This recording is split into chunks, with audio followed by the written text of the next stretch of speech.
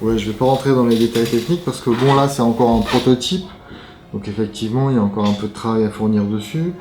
Mais moi j'aime bien en fait l'univers parce que c'est quelque chose d'assez nouveau finalement de s'immerger comme ça dans une espèce de légende un peu africaine. Alors je vais dire teintée d'influence japonaise malgré tout, hein, puisque le style de jeu fait que on reprend un peu des leitmotifs qui sont connus sur des jeux classiquement japonais, quoi.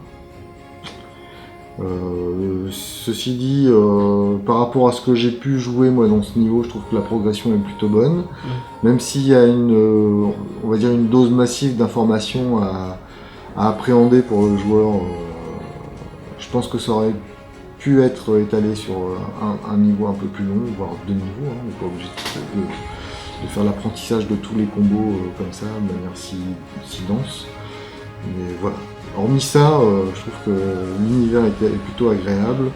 On voit qu'il y a un travail qui a été fait déjà de manière importante sur ce prototype. Donc voilà, l'impression est quand même très très positive.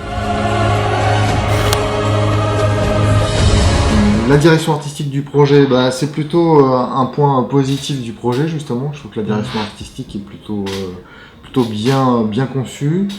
Il y a quelques petites faiblesses dans certaines animes, en tout cas dans celles d'animation qui sont attribuées aux personnages. Je pense que ça c'est sûrement le défaut peut-être le plus important qu'il faudra revoir, peut-être sur les personnages un peu annexes. On voit qu'il y a un effort important qui a été fait dans les animations de combat.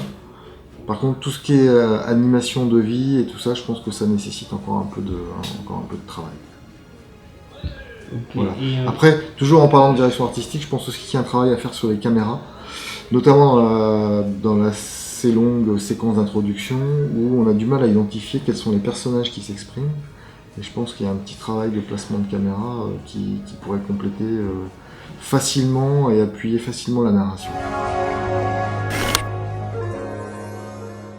Ah bah moi je suis content de voir effectivement qu'il y a un projet de jeu africain parce que c'est un peu... Pour l'instant, effectivement, moi je suis un petit peu là-dessus néophyte, hein. Je connais pas du tout les productions qu'il peut y avoir en Afrique. Si en plus c'est le premier jeu vidéo, donc c'est plutôt une bonne nouvelle.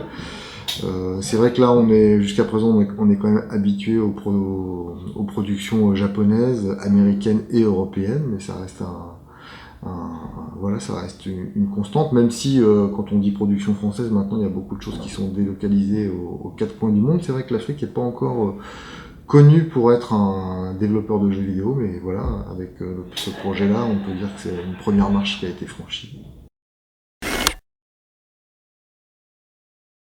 Alors pour toute l'équipe de Kiro Games, bah, écoutez, moi je suis plutôt agréablement surpris par ce premier contact avec ce prototype. Je vous encourage à continuer, à développer, à peaufiner, à retester. Faites bien attention de bien soigner les feedbacks.